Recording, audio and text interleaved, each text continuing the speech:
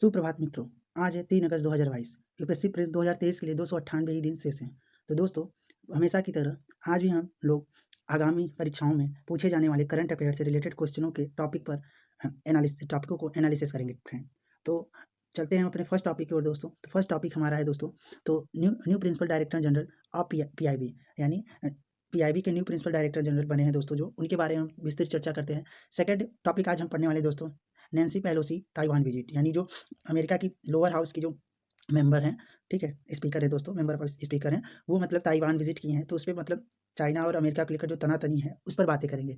Next है दोस्तों, हमारा थर्ड टॉपिक है, India's 80% people drink impure water, यानी इंडिया के 80% पीपल इम्प्योर वाटर पीती है दोस्तों, इसके बारे में हम बात करने वाले हैं। ठीक है फ्रेंड, यानी अशुद्ध पानी पीती है दोस्तों, इंडिया के 80% पीपल पीते हैं, इसके बारे में हम चर्चा करने वाले हैं। नेक्स्ट हमारा होने वाला है दोस्तों, सर्वे ऑफ 25,000 स्कूल, यानी 25,000 स्कूल का सर्वे किया गया है दोस्तों, उससे क्या डाटा निकल कर आए हैं उसको एनालिसिस करने वाले हम लोग। नेक्स्ट हम लोग फिफ्थ टॉपिक पढ़ने वाले हैं दोस्तों, मीट आरबीआई 3 to 5 अगस्त, यानी जो आरबीआई की मीटिंग होने वाली है 3 से 5 अगस्त के बीच में दोस्तों, उसके बारे में हम चर्चा करेंगे। ठीक है फिर, और जैसा कि डेली की तरह अभी कॉमनवेल्थ गेम चल रहा है दोस्तों, तो हम कॉमनवेल्थ गेम के 5वें दिन की विस्तृत चर्चा करेंगे दोस्तों, भारत की स्थिति क्या थी कॉमनवेल्थ गेम में 5वें दिन। ठीक है फ्रेंड, चलते हैं दोस्तों हम अपने first topic, new principal director general of PIB के बारे में। तो बता दें दोस्तों, तो पीआईबी के new new general director of बने हैं दोस्तों सत्येंद्र प्रकाश जी। ठीक है फ्रेंड, यानी पीआईबी के प्रधान महानिदेशक के रूप में ये पदभार संभालेंगे। ये पीआईबी ने खुद ही मतलब कि इनको मतलब कि ये नोटिस जारी किए दोस्तों, यहाँ पर देख सकते हैं, जो सत्येंद्र प्रकाश जी हैं उन्हें मतलब कि प्रधान महानिदेशक के रूप में दोस्तों पद दिया गया है। ठीक है फ्रेंड, बताते चले आपको दोस्तों, जो सत्येंद्र प्रकाश जी हैं सार्वजनिक संचार, मीडिया प्रबंधन, प्रशासन, नीति निर्माण और कार्यान्वयन के क्षेत्र में केंद्र सरकार में व्यापक अनुभव भी है। यानी जो सत्येंद्र नाथ प्रकाश जी हैं, इनके पास दोस्तों सार्वजनिक संचार, मीडिया प्रबंधन, प्रशासन, नीति निर्माण और कार्यक्रम कार्यान्वयन में दोस्तों इस फील्ड में दोस्तों इनके पास व्यापक अनुभव भी है। ठीक है फ्रेंड, वहीं हम बात कर लें यूनेस्को की यूनिसेफ, यूएनडीपी जैसे विभिन्न राष्ट्रीय अंतर्राष्ट्रीय मंचों पर ये भारत सरकार की ओर से प्रतिनिधित्व भी कर चुके हैं फ्रेंड।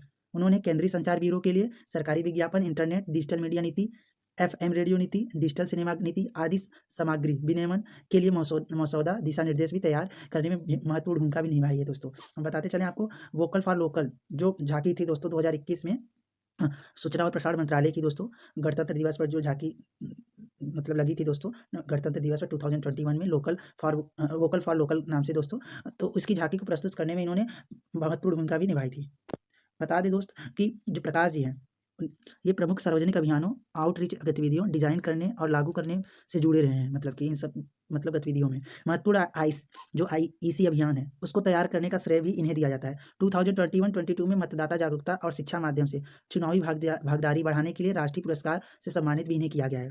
जो 2021-2022 का मतदाता जागरूकता और शिक्षा माध्यम से मतलब कि शिक्षा माध्यम से और मतदाता जागरूकता के माध्यम से मतलब भागीदारी बढ़ाने के लिए राष्ट्रीय पुरस्कार भी इन्हें दोस्तों दिया गया है।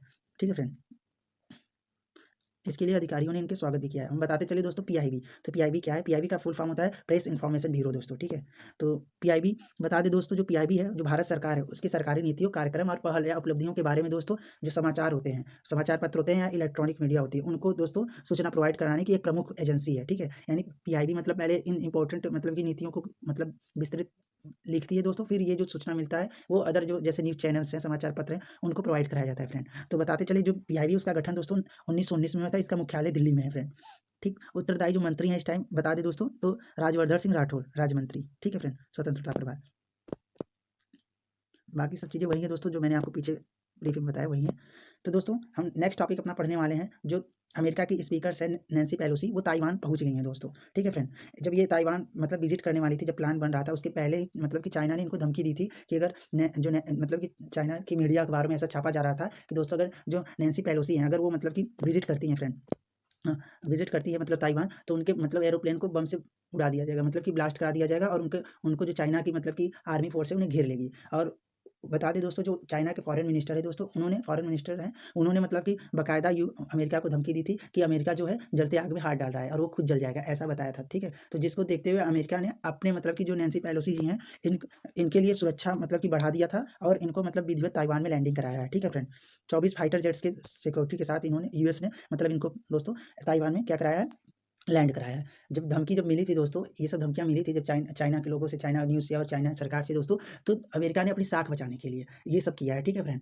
ये अपनी साख बचाने के लिए अमेरिका ने ये सब किया, क्योंकि इस टाइम 2 देश बहुत ही तेज़ी से मतलब इकोनॉमिक में बढ़ रहे हैं दोस्तों, एक अमेरिका और एक चाइना। चाइना काफ़ी ज़्यादा मतलब ग्रोथ कर रहा है, तो फ्रेंड चाइना भी अपने वर्चस्व को बढ़ाने के लिए और अमेरिका भी अपने साख को बचाने के लिए, तो दोस्तों इसके लिए आपस में टकराहट वाला माहौल बना हुआ है इस टाइम। बताते चले फ्रेंड, तो जो नैन्सी पेलोसी जी हैं, अमेरिका संसद में दोस्तों निचली सदन, यानी जैसे हमारे यहाँ पार्लियामेंट लोअर हाउस है दोस्तों, पार्लियामेंट की जो लोअर हाउस है, वैसे ही वहाँ पर जो सीनेट है, वहाँ का जो लोअर हाउस है, उसमें वो हाउस ऑफ रिप्रेजेंटेटिव्स स्पीकर्स भी हैं। जैसे हमारे लोअर मतलब कि लोअर हाउस लोकसभा में दोस्तों स्पीकर्स होते हैं, वैसे वो भी वहाँ की स्पीकर है नैन्सी पेलोसी जी, ठीक है फ्रेंड? ये ताइवान की राजधानी जो है ताइपेई में, वहाँ पर वो मतलब लैंड की हैं, पहुँची हैं, उनका जो एरोप्लेन था वो पहुँचा है, ठीक है? वहीं बताते चले, जो अमेरिका की नेवी और एयरफोर्स के 24 एडवांस फाइटर जेट्स ने नैन्सी के प्लेन को दोस्तों एस्कॉर्ट किया था, ठीक है फ्रेंड? यानी हेल्प प्रोवाइड कराई थी, उनको प्रोटेक्शन दिया था।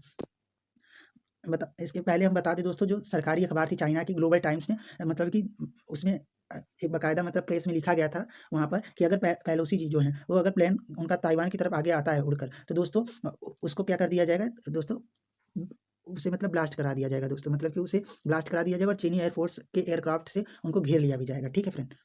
बताते चलें, चीन की जो फिर धमकी आई थी, उसके पहले बता दें दोस्तों, चीन ने धमकी भी दी थी कि न्यूज़ एजेंसी एएफपी के मुताबिक बता दें दोस्तों, चीन ने कहा था कि हम टारगेटेड मिलिट्री एक्शन जरूर लेंगे, यानी अगर नैन्सी पेलोसी जी अगर वहाँ पर लैंड कराती हैं तो टारगेटेड एक्शन मतलब कि जरूर वो लेंगी, ठीक है फ्रेंड? जो वहाँ की मतलब कि मिलिट्री है वो टारगेटेड मतलब कि मिलिट्री एक्शन जरूर लेगी वहाँ की। बताते चले फ्रेंड, यह साफ नहीं किया गया कि चीन किन टारगेट पर अपनी सैन्य कार्रवाई की धमकी दे रहा है। यानी आपको बताते चले, ये क्लियर नहीं किया गया था जो चाइना है वो अपने किस स्थान मतलब किस जगह पर वो सैन्य कार्रवाई करेगा, इसके बारे में उसने कुछ नहीं बताया। इसके पहले अमेरिका और ताइवान ने चीन के तीनों ने अपनी फौजों को कॉम्बैट रेडी, जंग के लिए तैयार रहने को कहा था। बता दें फ्रेंड, जो अमेरिका है, ताइवान है और चीन है, ये तीनों ने अपने मतलब की फौजों को कॉम्बैट रेडी यानी जंग के लिए तैयार रहने के लिए कहा था। तीनों देश की फौज के लिए हाई अलर्ट भी जारी कर दिया गया था फ्रेंड, ठीक है? आपको बताते चलें कि चाइना जो था, साउथ चाइना मॉर्निंग पोस्ट की रिपोर्ट के मुताबिक बताते चले कि दोस्तों कि शुरुआत में कुछ झिझक देखने को बाद जो बाइडेन एडमिनिस्ट्रेशन ने चीन के सीधे निपटने के लिए तैयारी भी कर ली थी। पेलोसी को एयरक्राफ्ट को रोकने की हिम्मत चीन में नहीं कर पाया, यानी चीन था पेलोसी के एयरक्राफ्ट को रोकने के लिए लगा था, उनके पीछे मतलब कि अपने एयर फोर्सेस लगाने की कोशिश में लगा था, लेकिन उसने मतलब ऐसा नहीं किया और मतलब कि सुरक्षापूर्वक मतलब अमेरिका ने जो नैन्सी पेलोसी जी हैं उनके एयरक्राफ्ट को दोस्तों लैंड कराया ताइवान के राजधानी में, ठीक है फ्रेंड? एक्सपर्ट के मुताबिक बता दें दोस्तों, चीन ने सिर्फ धमकी दी थी, गीदड़ धमकी दी थी दोस्तों, ये हकीकत में कुछ ऐसा मतलब किया नहीं उसने, ठीक है? हम बताते चले दोस्तों कि ये चाइना और ताइवान की आर्मी के बीच उसके फोर्सेस और एयर फोर्सेस और जो आर्मी है दोस्तों, उनके कंपेयरिंग किया गया, आप स्क्रीनशॉट ले सकते हैं, ठीक है फ्रेंड? आप नोट डाउन कर सकते हैं। ठीक। बताते चले जो दोस्तों, जो ताइवान और अमेरिका मतलब इसके लिए भी तैयार थे, यानी चाइना तो अपनी तैयारी कर रहा था कि अगर नैन्सी पेलोसी जी मतलब कि अगर अपना एयरक्राफ्ट लेकर ताइवान में एंट्री करती हैं तो उन्हें वो चारों तरफ से घेर लेगा, ठीक है? या कुछ हादसा भी हो सकता था उनके साथ, मतलब कुछ ना कुछ अनहोनी जरूर करता चाइना। बट जो ताइवान और अमेरिका है, उन्होंने मतलब अपना इसके लिए पहले से, जब यहाँ वहाँ की न्यूज़ में ये सब चीज़ें छपने लगी और मतलब कि वहाँ से ये सब धमकियाँ आने लगी दोस्तों, तो मतलब कि ऐसे मतलब बयानबाजी आने लगी, तो दोस्तों ताइवान और अमेरिका ने अपनी बाकायदा तैयारी कर ली थी नैन्सी पेलोसी जी को सुरक्षित लैंडिंग कराने के लिए। बता दें फ्रेंड, जो अमेरिका की नेवी की 4 वॉरशिप हाई अलर्ट पर थी और ताइवान की समुद्री सीमा में गश्त कर रहे थे, यानी जो ताइवान का समुद्री सीमा था, ये देखिए पर्टिकुलर ताइवान है दोस्तों, इसके चारों ओर वो जो 4 वॉरशिप थी हाई अलर्ट पर चारों ओर घूम रही थी। वही आपको बताते चले दोस्तों, एफ जो 16 थी और F-35 जैसी हाईली एडवांस फाइटर जेट्स और मिसाइलें वहां पर मौजूद थी, ठीक है? ताइवान के चारों ओर रिपर ड्रोन और लेजर गाइडेड मिसाइलें भी वहां पर तैयार थी दोस्तों। चीन की तरफ से कोई हिमाकत भी नहीं की गई, यानी उनके एयरक्राफ्ट के चारों ओर कुछ भी करने की मतलब, तो दोस्तों जो नैन्सी पेलोसी हैं उनके चारों ओर कुछ मतलब चाइना की ओर से कोई वैसी कार्रवाई नहीं की गई। फ्रेंड बताते चले, अमेरिका और ताइवान उस पर दोनों तरफ से हमला कर सकते थे, यानी अमेरिका और ताइवान मतलब हमला करने के लिए पहले से रेडी थे। अगर चाइना कुछ हरकतें करता है तो वो हमला करने के लिए रेडी थे, ठीक है? बता दें दोस्तों, जो चीन है उसने कार्रवाई के लिए लॉन्ग रेंज हुंडोंग रॉकेट और टैंक को तैयार रखा था पहले से ही अपना हमला करने के लिए, कार्रवाई करने के लिए। उसके पास ताइवान स्ट्रेट में दूसरी मिलिट्री जो थी दोस्तों, वो स्टॉलसेंस भी है, यानी उसकी ताइवान में एक दूसरी मिलिट्री स्टॉलसेंस भी वहाँ पर मौजूद थी ताइवान में, चाइना की दोस्तों। इनका इस्तेमाल वो कर सकता है अभी, मतलब कि अभी तो नैन्सी पेलोसी जी तो वहाँ पर है, तो उसका वो इस्तेमाल भी कर सकता है। कुछ हरकतें देखने में आएगा दोस्तों न्यूज़ में, अभी आगे देखते हैं क्या होता है, लेकिन अभी तो कुछ हरकतें नहीं किया है चाइना अपनी ओर से। वहीं बता दें दोस्तों, अमेरिका अपने मतलब कि इन सब चीज़ों पर अपनी पैनी नज़र भी डाले हुआ है और यूएस रोनाल्ड रीगन वारशिप है दोस्तों, उसको भी वो हाई अलर्ट पर रखा है। असाल्ट शिप और रीगन वारशिप को भी दोस्तों, यूएसएस रोनाल्ड रीगन वारशिप है, उसको भी वो हाई अलर्ट पर यूएसए ने रखा हुआ है, ठीक है फ्रेंड? यूएस ने अमेरिका जो है दोस्तों, जब ये नैन्सी पेलोसी जी हैं मतलब कि जब वहाँ पर नहीं गई थी, तो जब वो जाने वाली थी, प्लान बन रहा था, योजना बन रही थी दोस्तों, उससे पहले ही मतलब अमेरिका ने अपने मतलब कि जो आर्मी है, मिलिट्री टेक्निकल एक्सपर्ट थे और सैनिक थे ना, वो ताइवान पहुँचा दिया था, ठीक है फ्रेंड?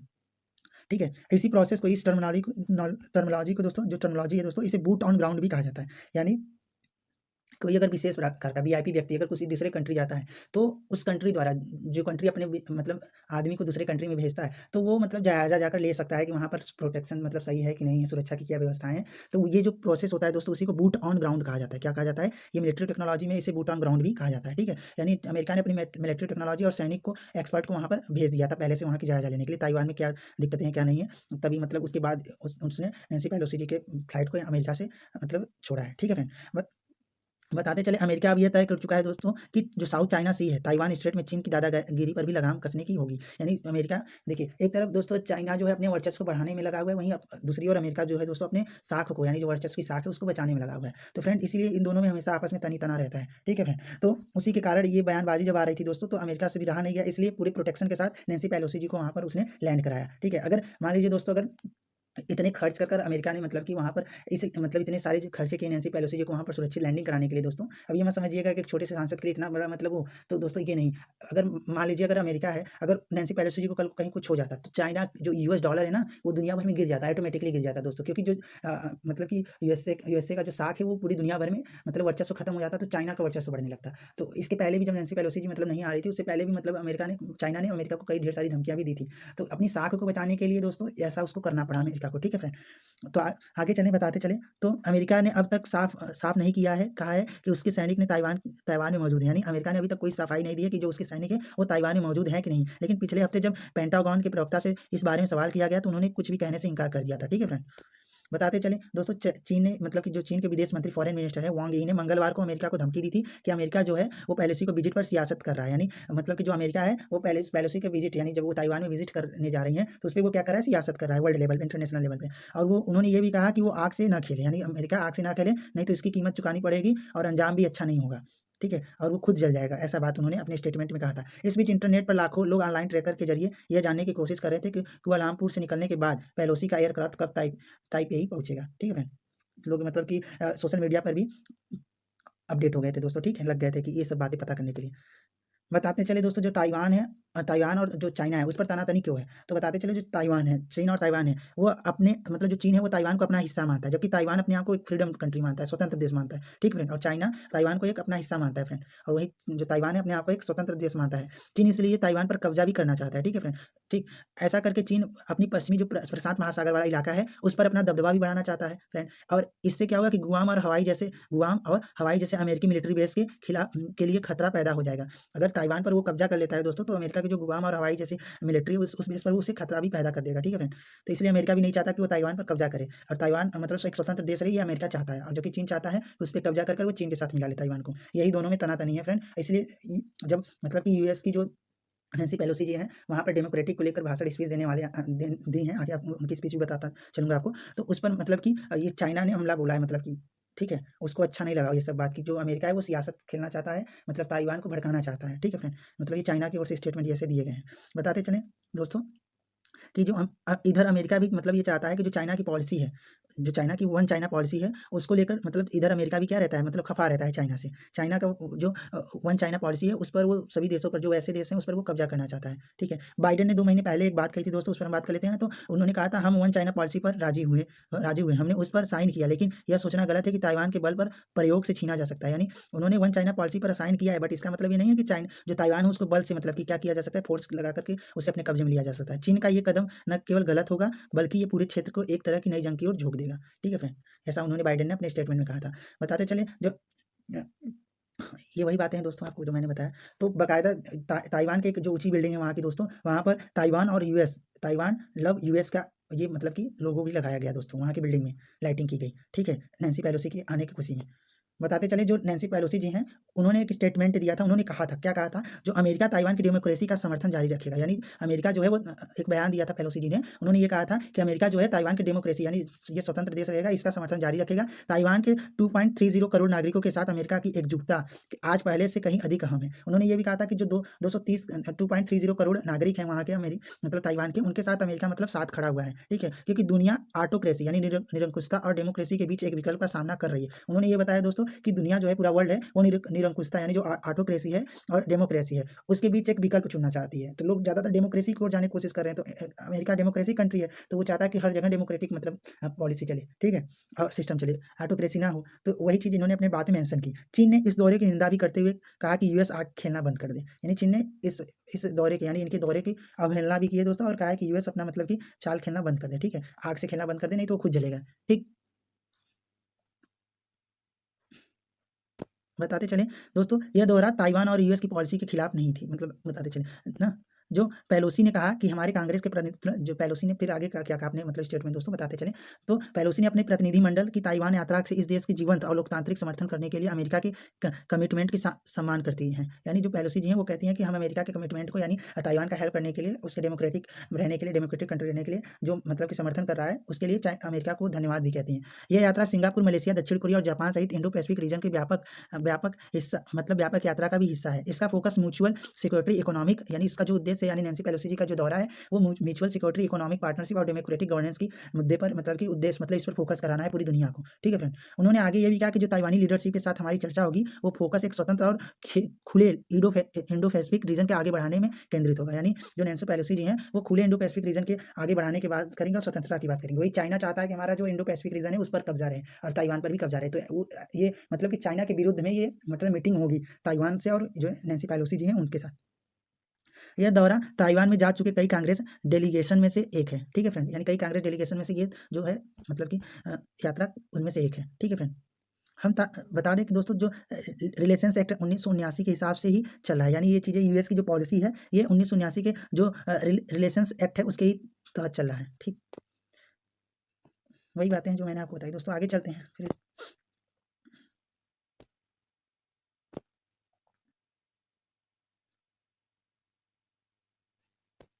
तो फ्रेंड ताइवान के रक्षा मंत्रालय के मुताबिक बता दें दोस्तों, जो आज चीन के 21 विमान हैं, मतलब कि आज चीन के 21 विमान, यानी 8 8J11, 10J और 16 kg और 15 IW एंड CY9 और Y8 ALINT ताइवान के दक्षिणी पश्चिमी क्षेत्र और वायु सुरक्षा क्षेत्र में दाखिल हुए हैं। बता दें दोस्तों, जो ताइवान के जो रक्षा मंत्रालय है उसके मुताबिक बता दें तो चीन के 21 विमान दोस्तों ताइवान के दक्षिणी पश्चिमी क्षेत्र और वायु सुरक्षा क्षेत्र में मतलब कि इंटर किए हैं फ्रेंड, ठीक। मंत्रालय ने चीन के SU-35 लड़ाकू विमानों को ताइवान की खाड़ी में उड़ान भरते हुए भी देखा और रिपोर्ट जारी भी की, खारिज भी किया, मतलब भरने की रिपोर्ट को भी खारिज किया। रक्षा मंत्रालय ने कहा कि वह चीन की तरफ से हर खतरे से निपटने के लिए भी तैयार है। चीन और ताइवान का विवाद मैंने बताया दोस्तों, तो चीन हमेशा से चाहता है कि ताइवान उसका हो जाए फ्रेंड, और चीन में जो communist party people's republic of China है उसके आधिकारिक मान्यता चाहती है। यानी वो चाहती है कि जो ताइवान है वो ताइवान में इस पार्टी की एक आधिकारिक मान्यता भी हो जाए, और रिपब्लिक ऑफ चाइना के लिए आधिकारिक मान्यता चाहता है। ताइवान के लोग रिपब्लिक ऑफ चाइना के लिए आधिकारिक मान्यता चाहते भी हैं, ठीक है फ्रेंड, ठीक। जो communist party people's republic of China है वो आधिकारिक मान्यता चाहती है, वहीं ताइवान के लोग रिपब्लिक ऑफ चाइना के लिए आधिकारिक मान्यता चाहते हैं, ठीक है फ्रेंड। यानी जो चीन की जो ताइवान के जो विवाद का कारण है वो चीन की जो कम्युनिस्ट पार्टी पीपल्स है वो रिपब्लिक ऑफ चाइना के लिए आधिकारिक मान्यता चाहती है, लेकिन जो ताइवान के लोग हैं वो रिपब्लिक ऑफ चाइना के लिए आधिकारिक मान्यता नहीं चाहते हैं, ठीक। आगे चलते हैं। तो भारत और ताइवान के संबंध कैसे हैं, तो राजनीतिक संबंधों की बात कर ले दोस्तों, तो 1990 के दशक में लुई ईस्ट पॉलिसी की शुरुआत की थी, यानी भारत और मतलब कि ताइवान के बीच लुई ईस्ट पॉलिसी शुरुआत की गई थी। भारत और ताइवान के संबंधों की बढ़ोतरी देखने को मिली आज तक दोस्तों, ठीक है। वहीं 1995 में दोनों देशों ने एक दूसरे की राजधानियों में प्रतिनिधि कार्यालय स्थापित किए हैं, जैसे Taipei economic and culture centre in India TECC, और भारत ने ताइपे एसोसिएशन ITA को मतलब कि स्थापित किया है दोनों देशों की राजधानियों में, आपस में एक दूसरे की राजधानियों में ये दोनों ने अपनी एक संस्थाएं स्थापित की हैं, 1995 में की थी।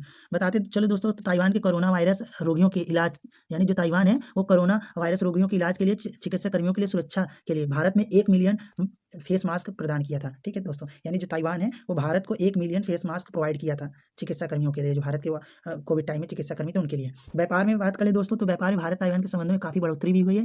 वही देखा जाए तो कुछ 2 दशकों से भारत और दोनों मतलब भारत और ताइवान के बीच में बढ़ोतरी देखने को मिली है। 2000 में भारत और ताइवान के बीच कुल 1 बिलियन की मतलब दोस्तों $1 बिलियन का व्यापार हुआ था 2000 में। वहीं अगर 2019 की बात करें दोस्तों तो 7.5 बिलियन डॉलर का मतलब कि व्यापार हुआ है।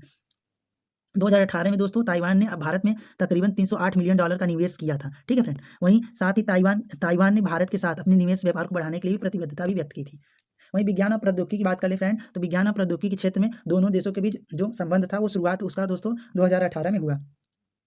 जब Taipei economic and culture centre in India TECC और भारत ताइपे एसोसिएशन ITA विज्ञान और तकनीकी के क्षेत्र में सहयोग के लिए एक समझौते ज्ञापन पर हस्ताक्षर किए थे दोस्तों। ठीक है, 2018 में पहली बार दोस्तों विज्ञान और प्रौद्योगिकी के क्षेत्र में दोस्तों दोनों देशों यानी भारत और ताइवान के बीच दोस्तों एक ज्ञापन समझौते पर दोस्तों हस्ताक्षर हुआ था, एक समझौते ज्ञापन पर हस्ताक्षर हुआ था। और जो वहाँ की जो economic and culture centre India है ताइपे TECC और भारत के ताइपे एसोसिएशन ITA के बीच ये मतलब हस्ताक्षर हुआ था फ्रेंड। वहीं आपको बताते चले दोनों देशों की द्विपक्षीय जो संयुक्त बैठक अकादमिक सेमिनार वार्षिक में वर्ष में एक बार आयोजित होती रहती है। शिक्षा में दोनों देशों की बात करें तो दोस्तों आधिकारिक आंकड़ों ये बताते हैं दोस्तों कि तकरीबन 1 लाख यानी 100,000 विदेशी छात्र वहाँ मतलब ताइवान में पढ़ते हैं। उनमें से 2,398 छात्र भारत के रहने वाले हैं। यानी ताइवान में बता दें दोस्तों 1 लाख विदेशी छात्रों में से दोस्तों 2,398 छात्र कहाँ के भारत के रहने वाले हैं।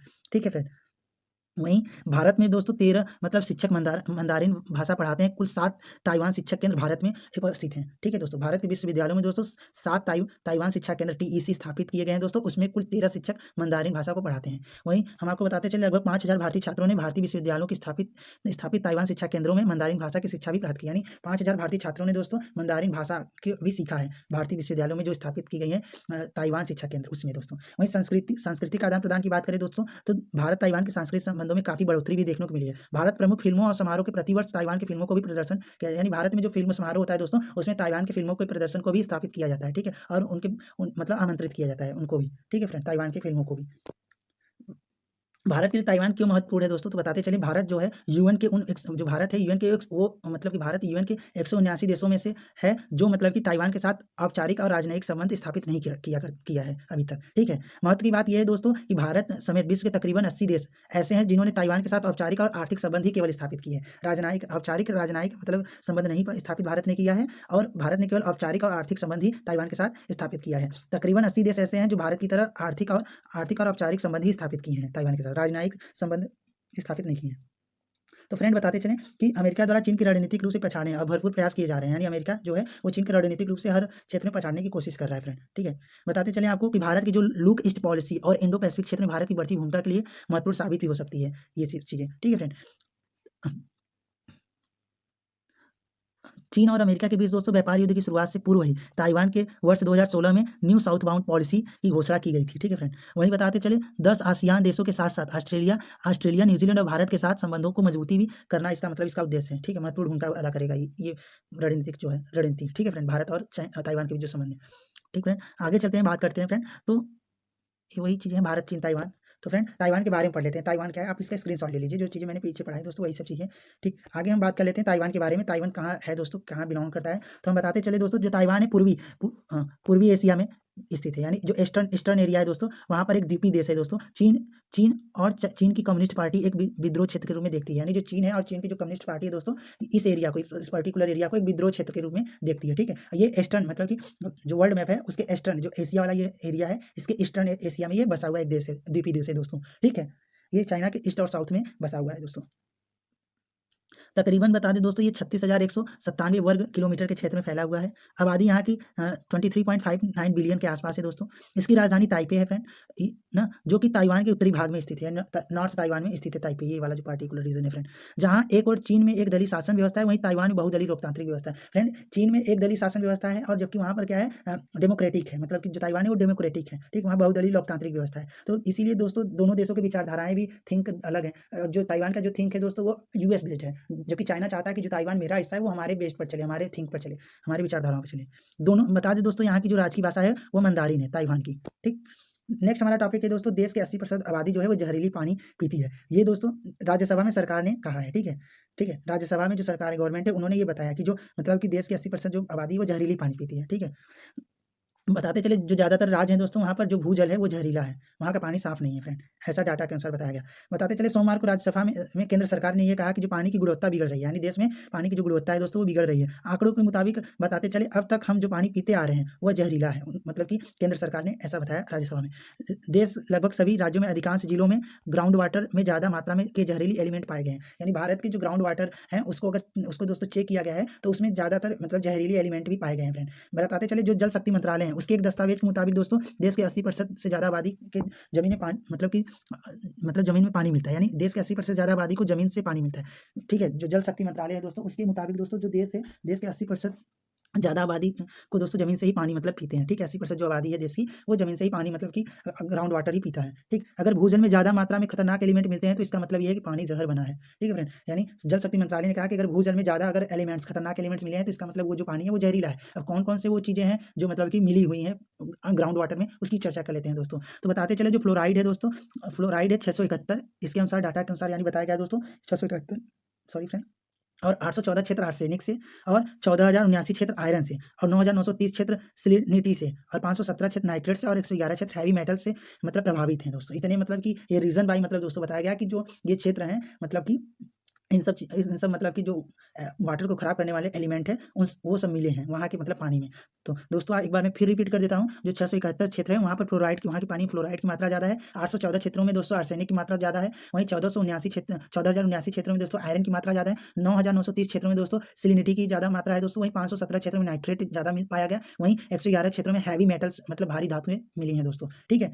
ये आंकड़ा मतलब निकल कर सामने आया है फ्रेंड। वहीं बताते चलें आपको दोस्तों, जो एलिमेंट है आर्सेनिक, आर्सेनिक से दोस्तों जो त्वचा रोग की बीमारी है और कैंसर का खतरा बना रहता है। एलिमेंट इसमें दूसरा है दोस्तों आयरन, आयरन से दोस्तों अल्जाइमर और जो पार्किंसन का खतरा बना रहता है। लेड से दोस्तों नर्वस सिस्टम को खतरा रहता है, यानी ये जो मतलब कि पानी में पाए जाने वाली एलिमेंट है, उनसे जो खतरा है प्रॉब्लम से, उसके बारे में दोस्तों यहाँ पर नुकसान क्या है उसके बारे में बातें की गई। वहीं केडियम जो है दोस्तों, केडियम से किडनी का खतरा ज़्यादा होता है, और क्रोमियम से ट्यूमर का खतरा ज़्यादा होता है, यूरेनियम से दोस्तों कैंसर का खतरा ज़्यादा होता है। बताते चले दोस्तों, जो संसद में भूजल पर दिए गए सरकार के आंकड़ों के अनुसार बताते दोस्तों, 25 राज्यों के 209 जिलों में आर्सेनिक ज़्यादा मात्रा में पाया गया है। वहीं 0.1 मिलीग्राम प्रति लीटर से भी अधिक आर्सेनिक मतलब पाया गया है दोस्तों, ठीक है? वहीं 29 राज्यों के 4,491 जिलों में दोस्तों आयरन की मात्रा 1 मिलीग्राम प्रति लीटर से भी ज़्यादा है। वही जो मैंने बातें पीछे बताई हैं दोस्तों, वही आप इस स्क्रीनशॉट ले सकते हैं। यहाँ पर बस मात्राएँ भी दे दी हैं ग्राम में, ठीक है?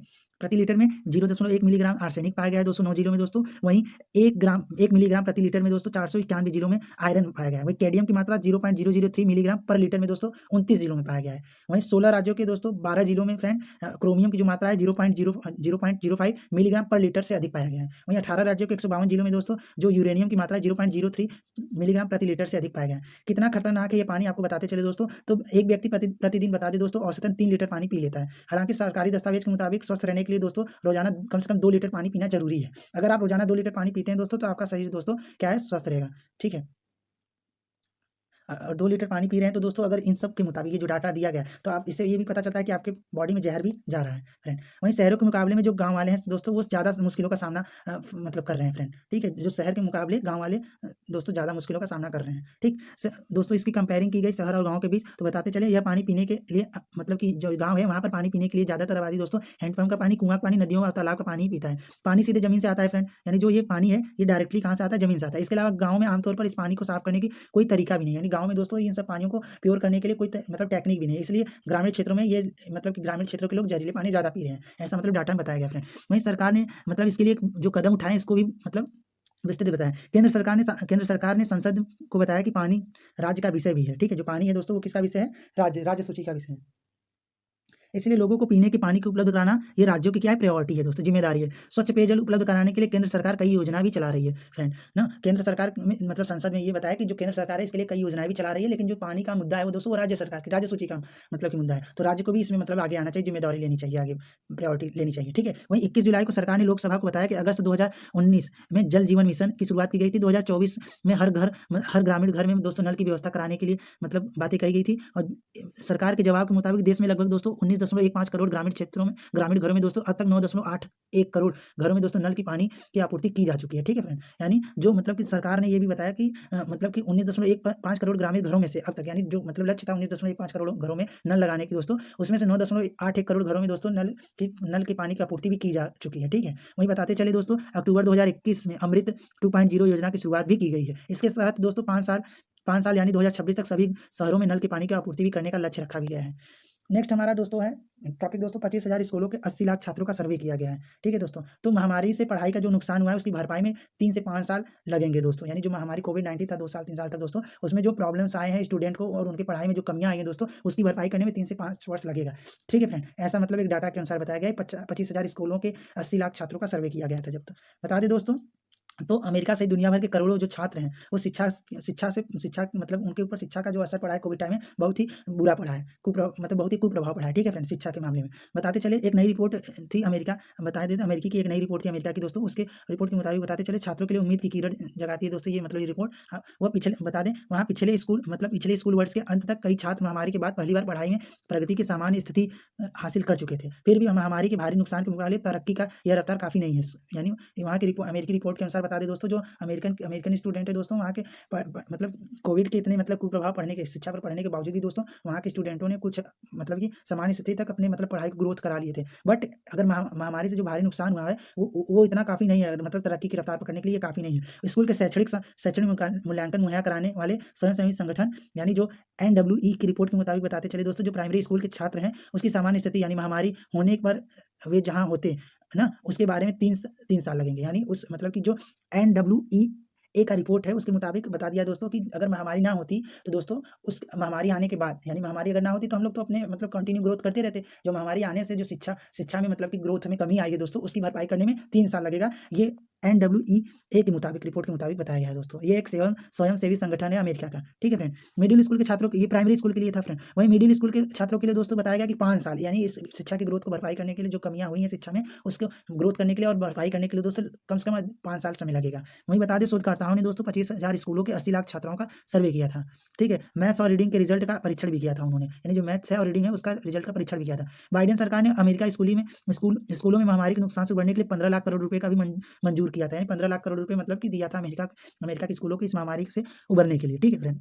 इससे पहले कभी एक बार भी इतनी धनराशि को स्वीकृत नहीं किया गया था। इससे पहले कभी भी इतनी धनराशि स्कूलों को नहीं दी गई थी, ठीक है फ्रेंड। ताज़ा अनुमान को बताते हैं कि पैसा खत्म होने के बाद भी कई छात्रों को लंबे समय तक पढ़ाई के लिए मदद की ज़रूरत पड़ेगी। यानी पैसा खत्म होने के बाद भी दोस्तों जो मतलब स्टूडेंट है उनको पैसे की ज़रूरत पड़ेगी। और अश्वेत और हिस्पैनिक और मूल अमेरिकी छात्रों सहित कम आय वर्ग के छात्रों और शैक्षणिक स्तरों को सुधारने में लंबा समय लग सकता है। यानी जो वहाँ के अश्वेत लोग हैं और हिस्पैनिक लोग हैं और वहाँ के जो मूल अमेरिकी छात्र हैं उनको सुधारने के लिए दोस्तों अभी उनके शैक्षणिक स्तर को एजुकेशन लेवल को बढ़ाने के लिए सुधारने के लिए दोस्तों अभी लंबा समय लग सकता है। इस महामारी की वजह से मतलब कि जितना मतलब प्रॉब्लम फेस किए हैं वहाँ के लोगों ने उसके बारे में डाटा दिया गया। महामारी में इस वर्ग के लोग सबसे अधिक प्रभावित हुए हैं दोस्तों। रिसर्च में पाया गया कि पढ़ाई का नुकसान होने में स्कूल से बाहर रिमोट शिक्षा और की प्रमुख भूमिका भी है ना। गरीब इलाकों में स्थिति स्कूलों ने लंबे समय तक रिमोट पढ़ाई पर भी निर्भर किया है। तो दोस्तों यही बातें आगे मैंने जो बताई।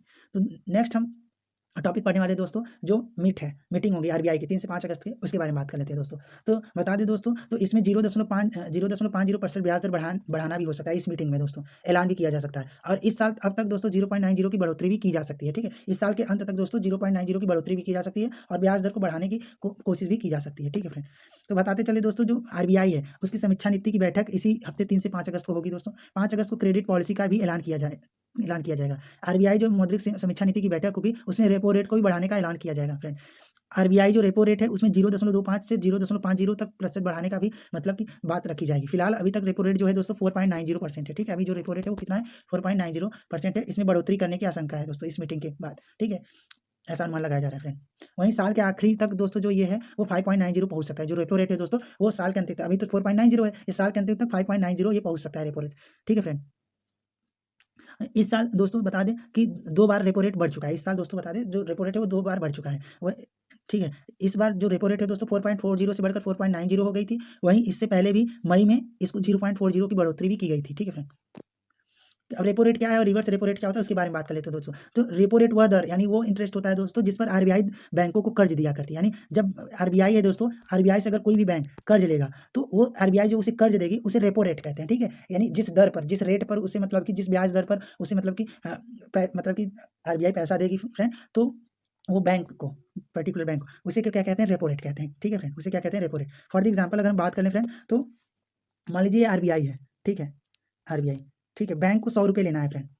क्या 100 रुपये RBI से उधार लेना है। जो छोटे मोटे बैंक है स्टेट बैंक ऑफ इंडिया यानी जो मतलब छोटे मोटे बैंक हैं उसे अगर RBI से दोस्तों क्या लेना है लोन लेना है। तो जब वो लोन लेगी दोस्तों तो 100 रुपये से लोन लेना है। तो RBI में जो रेपो रेट चल रहा है दोस्तों, रेपो रेट की जो दर है ना, रेपो रेट की दर है वो मान लीजिए 4% है। वो क्या है 4%। तो दोस्तों अगर बैंक इससे लोन लेगी तो RBI इसे 4% का जो रेपो रेट है उस पर यानी 4% के ब्याज दर पर दोस्तों इससे मतलब कि बैंक को लोन देगी। यानी जब भी बैंक इसे वापस पैसा लौटाने आएगा 104 रुपीज़ इसे क्या करेगा मतलब दोस्तों देगा। यानी 100 रुपये जो लिए थे उधार तो वो लेगा ही और जो 4% यानी जो RBI ने रेपो रेट लगाया था बैंक के ऊपर वो उसे क्या देगा मतलब कि जमा करेगा, ठीक है बैंक RBI को फ्रेंड, ठीक है।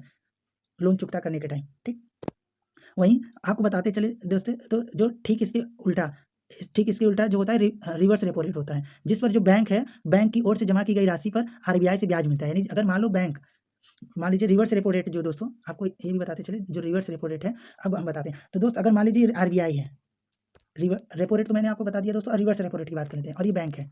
अगर ये कोई धनराशि जमा करती है, रिवर्स रेपो रेट यानी जो रिवर्स रेपो रेट है वो दोस्तों, अगर मान लीजिए आरबीआई ने अपना 5 रुपये रखा है, कितना 5 रुपये रखा है, और ये मतलब कि 100 रुपये जमा करता है बैंक, ठीक है। 100 मतलब 3 रुपये रखा है, वैसे तो रेपो रेट से कम ही रहता है ये रिवर्स रेपो रेट फ्रेंड, 3 रुपये मान लीजिए रखा है, ठीक है फ्रेंड। तो 3 रुपये रखा है, आरबीआई ने रिवर्स रेपो रेट 3 रुपये रखा है। अब ये जो बैंक है ना, बैंक इसमें हम पर्टिकुलर इस बैंक में 100 रुपये जमा करता है। अभी तो वो निकाल रहा था, जो रेपो रेट था उसमें से बैंक से निकाल रहा था, 100 रुपये निकाल मतलब लोन ले रहा था, तो उस पर ये आरबीआई 4% का ब्याज दर लगाकर उसे दे रहा था, तो 4% का वार्षिक ब्याज दर लगाकर उसे दे रहा था फ्रेंड। तो अब जो है इसमें इसका उल्टा होता है, इसमें बैंक जो है इसमें जमा करेगा, जब जमा करेगा 100 रुपये, तो जब निकालने जाएगा ये 100 रुपये इसमें जमा कर देगा फ्रेंड, तो इसका जो 100 रुपये है वो 1 साल बाद कितना हो जाएगा, 103 रुपये हो जाएगा, ठीक है। कितना हो जाएगा, 103 रुपये हो जाएगा, क्योंकि ये रिवर्स रेपो रेट अब बैंक को फायदा देगा, ठीक है। ये अगर जमा इसमें करेगा आरबीआई में तब, ठीक। ये रिवर्स रेपो रेट होता है। अब रेपो रेट के बढ़ने से दोस्तों महंगा हो जाता है लोन, जो रेपो रेट है उसके बढ़ने से दोस्तों जो लोन है वो महंगा हो जाता है। ज़्यादातर समय में ब्याज दरों को कम करते हुए, यानी ग्राहकों को दिए जाने वाले जो लोन होते हैं, ब्याज होते हैं, वो दरें भी कम होती हैं, साथ ही ईएमआई भी घटती है। और जब रेपो रेट बढ़ती है दोस्तों, जब रेपो रेट घटता है, आरबीआई की रेपो रेट घटती है दोस्तों, तो बता दें जो ग्राहक है उसकी ब्याज दर भी कम होती है, ब्याज दरें भी उसकी कम हो जाती है। जो ग्राहकों को दिए जाने वाला लोन है उसका ब्याज दर कम होता है, और ईएमआई भी घटता है। जब रेपो रेट घटता है तो दोस्तों, रेपो रेट जब घटता है, ध्यान से सुनिए दोस्तों, जब रेपो रेट घटता है तो ग्राहक की जो ब्याज लेने की, लोन लेने की जो ब्याज दर है वो भी कम होती है, और ईएमआई भी घटती है। वहीं जब रेपो रेट बढ़ जाता है दोस्तों, जो ब्याज दरें होती हैं वो बढ़ जाती हैं, और जो कर्ज है वो भी महंगा हो जाता है, ठीक है फ्रेंड। अब तो दोस्तों जैसा कि मैंने बताया कि इस बार 4.90 रेपो रेट इस टाइम अभी है, ये बढ़ने वाला है। भारतीय रिजर्व बैंक ऑफ इंडिया की बात कर ले दोस्तों, आरबीआई का फुल फॉर्म है भारतीय रिजर्व बैंक ऑफ इंडिया, ठीक है। इसकी जो ये मतलब स्थापना हुई थी भारतीय रिजर्व बैंक अधिनियम 1934 के प्रावधानों के अनुसार दोस्तों 1 अप्रैल 1935 में इसका एस्टेब्लिशमेंट हुआ था, स्थापना हुई थी फ्रेंड, ठीक है। प्रारंभ में ये जो था ये निजी स्वामित्व वाला था, ठीक है, जो ये प्राइवेट मतलब एजेंसी थी। 1949 में इसका राष्ट्रीयकरण हुआ और भारत सरकार के पूर्ण स्वामित्व में ये चला गया था दोस्तों।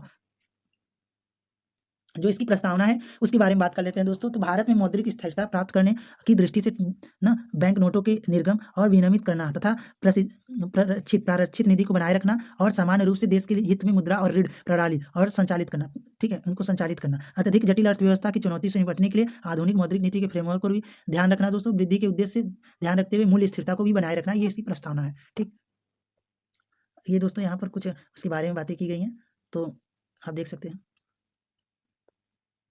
तो दोस्तों आपको बताते चले जो मतलब कि बाबा साहब थे उनके दृष्टिकोण से बताते चले दोस्तों, जो हिल्टन यंग कमीशन सामने रखा गया था, ठीक है। यानी आरबीआई को लेकर ही एक ऐसा कार्य पद्धति रखी गई थी, हिल्टन यंग कमीशन। जब 1926 में कमीशन भारत में रॉयल कमीशन और इंडियन करेंसी एंड फाइनेंस का नाम से आया था ये, ठीक है फ्रेंड। इसके सभी सदस्य जो थे दोस्तों, बाबा साहब ने लिखा कि the problem of the rupee, its origin and the its solution, रुपया की समस्या, इसके मूल, इसके समाधान, ठीक है फ्रेंड। यानी ये कार्य पद्धति इसके बारे में लिखा गया, सिद्धांतों के बारे में लिखा गया फ्रेंड। तो ये आप देख सकते हैं इस स्लाइड को और स्क्रीनशॉट ले सकते हैं। नेक्स्ट स्लाइड है दोस्तों, इसको आप मतलब कि स्क्रीनशॉट ले सकते हैं। आपके इनके गवर्नर के बारे में बता दें दोस्तों, तो शक्तिकांत दास जी इस टाइम है दोस्तों, ठीक है। ये आईएएस थे, पहले रिटायर्ड आईएएस थे, ठीक है। मिनिस्टर, और इसका जो ओनरशिप है ministry of finance, government of India, ठीक है friend. Central bank of India मतलब ये इसका मतलब वो चलाती है दोस्तों। करेंसी इंडियन रुपीज़ है दोस्तों। इसकी जो रिजर्व है वो 800.30 बिलियन डॉलर रुपीज़ है। बैंक रेट जो है दोस्तों 4.25% है। इंटरेस्ट ऑन रिवर्स जो है 3.3, यानी जो दोस्तों जो बैंक रेट यानी रेपो रेट है, आप देख सकते हैं 4.25% है। वही इनवर्स यानी जो रिवर्स रेपो रेट है वो 3.35% है, ठीक है फ्रेंड। तो इसके कार्यों की बात कर लेते हैं दोस्तों। तो ये नोटों को जारी करता है, विनियमन दर मुद्रा को भी प्रबंध करता है। बैंक होता है दोस्तों, बैंकरों जो बैंक होते हैं उनका बैंकर होता है, बैंकर का बैंक होता है, यानी जो बैंकर छोटे मोटे होते हैं उनका बैंक होता है। क्रेडिट नियंत्रक भी होता है, ठीक है। आखिरी कर्जदाता भी होता है दोस्तों, सरकार के बैंकर भी होता है, सरकार का बैंकर होता है, और मूल्य स्थिरता को भी प्रबंध करता है ये, जैसा कि मैंने आपको प्रस्तावना में बताया था। हमारा लास्ट टॉपिक है दोस्तों कॉमनवेल्थ गेम्स। दोस्तों भारत का 5वां दिन, उसके बारे में बात कर लेते हैं। भारत ने 3 मेडल जीते थे दोस्तों, टेबल टेनिस और टेबल टेनिस पुरुष में, लॉन बॉल्स में महिला ने सोना जीता था, और वेट लिफ्टिंग में विकास का सिल्वर मिला था फ्रेंड, ठीक है। भारत ने 5वें दिन दोस्तों 3 मेडल जीते, और टेबल टेनिस में 1 गोल्ड मेडल और लॉन बॉल में दोस्तों गोल्ड मेडल मिला। वहीं वेट लिफ्टिंग में विकास जी जो थे वो उनको सिल्वर मिला था फ्रेंड, आप, ठीक है फ्रेंड। बताते चले जो टेबल टेनिस है दोस्तों, उसमें दोस्तों सिंगापुर को भारत ने टेबल टेनिस 3-1 से हराया था दोस्तों, जिसमें जी साथियान हरमीत देसाई ने अपने अपने सिंगल्स मैच जीते, ठीक है फ्रेंड। वेट लिफ्टिंग में बताते चले जो विकास ठाकुर जी हैं दोस्तों 96 केजी कैटेगरी में दोस्तों सिल्वर मेडल जीते हैं, ठीक है। यही भारत का दोस्तों 12वां ये सिल्वर मतलब कि 12वां ये पूरा टोटल मेडल हो गया फ्रेंड। भारतीय महिलाएं जो हैं दोस्तों लॉन बॉल में दोस्तों इतिहास रच दी हैं। जो दक्षिण अफ्रीका है दोस्तों, उसको 17-10 से हराकर गोल्ड मेडल जीती हैं भारत की महिलाओं ने लॉन बॉल में। ठीक है फ्रेंड, ये पर्टिकुलर आप देख सकते हैं, ये महिलाएं दोस्तों भारत की टीम है, झंडा लिए। ठीक है, कॉमनवेल्थ गेम्स में दोस्तों 92 साल के इतिहास में ये पहला मौका है दोस्तों, लॉन बॉल्स में जो महिला टीम है दोस्तों कोई भी मेडल जीती है। यानी 92 सालों में दोस्तों ये पहली बार ऐसा है कि महिला टीम ने कोई भी मेडल मतलब लॉन बॉल्स में जीता है। ठीक है, हम खिलाड़ियों की भारतीय खिलाड़ी जो थी दोस्तों, लवली चौबे जी थी, पिंकी थी, नयन मोनी सैकिया और रूपा रानी टिर्की ने शानदार प्रदर्शन किया है लॉन बॉल्स में। ठीक है फ्रेंड, 1930 में कॉमनवेल्थ गेम्स की शुरुआत की गई थी दोस्तों। पहले टूर्नामेंट से ही लॉन बॉल्स कॉमनवेल्थ गेम्स का हिस्सा रहा, लेकिन जो भारतीय महिला टीम है मतलब कि इसमें कोई भी मेडल अभी तक नहीं जीत पाई थी। 2010 नई दिल्ली में आयोजित कॉमनवेल्थ गेम्स में दोस्तों भारतीय पुरुषों ने पहली बार दोस्तों क्या लॉन बॉल्स में क्वालिफाइड कर सकी थी। यानी जो भारतीय पुरुष टीम है और महिला जो भारतीय पुरुष टीम और महिला टीम पहली बार 2010 में कॉमनवेल्थ गेम्स में लॉन बॉल में दोस्तों क्वालिफाई की थी। ठीक है दोस्तों, बताते चले 4 मेडल की और मतलब की उम्मीद रहेगी भारत को। जो मोहम्मद अनीस है उनसे मतलब दोस्तों फाइनल में वो क्वालिफाई कर चुके हैं ना, लॉन्ग जंपर श्रीशंकर मुली और मोहम्मद अनीस ये मतलब फाइनल में क्वालिफाई कर चुके हैं, तो इससे मतलब गोल्ड की उम्मीद रहेगी। वही शूट आउट वीमेंस में मनप्रीत ने मेडल राउंड में जगह बना भी लिया है दोस्तों। वही मेंस लॉन्ग जंप इवेंट में क्वालिफाइंग राउंड में केरला के श्रीशंकर ने पहली छलांग में 8.05 मीटर दूरी मापते फाइनल में जगह बनाई। वही मोहम्मद अनीस 7.68 मीटर का छलांग लगाकर 8वें स्थान पर है दोस्तों। और भारतीय महिला हॉकी टीम जो दोस्तों इंग्लैंड से 1-3 से हार गई। वही जबकि जो पुरुष टीम थी दोस्तों बराबरी कल की थी दोस्तों 4-4 पर। वेट लिफ्टिंग में दोस्तों पूनम यादव मेडल से मतलब चूक गई दोस्तों। पिछली बार गोल्ड मेडल इन्होंने जीता था वेट लिफ्टिंग में। ठीक है फ्रेंड, पूनम यादव ने, इस बार वो मेडल से चूक गई। चौथे दिन भारत का दबदबा रहा दोस्तों। ठीक है, ये आप देख सकते हैं। तो मतलब कि देख सकते हैं दोस्तों, चौथा नहीं 5वां दिन होगा दोस्तों। ठीक, यहाँ पर आप मेडल टैली देख सकते हैं। ऑस्ट्रेलिया जो है दोस्तों 74 मेडल के साथ टॉप पर है दोस्तों। वहीं भारत का स्थान जो है 6वें स्थान पर है। कुल 12 मेडल जीते हैं, 5 गोल्ड मेडल, 4 सिल्वर मेडल, 3 दोस्तों ब्रॉन्ज मेडल। वहीं ऑस्ट्रेलिया 32 गोल्ड मेडल दोस्तों, 31 सिल्वर, 21 ब्रॉन्ज मेडल। इंग्लैंड दूसरे स्थान पर, न्यूजीलैंड तीसरा। आप देख सकते हैं friend. Thanks for watching friend. Okay bye.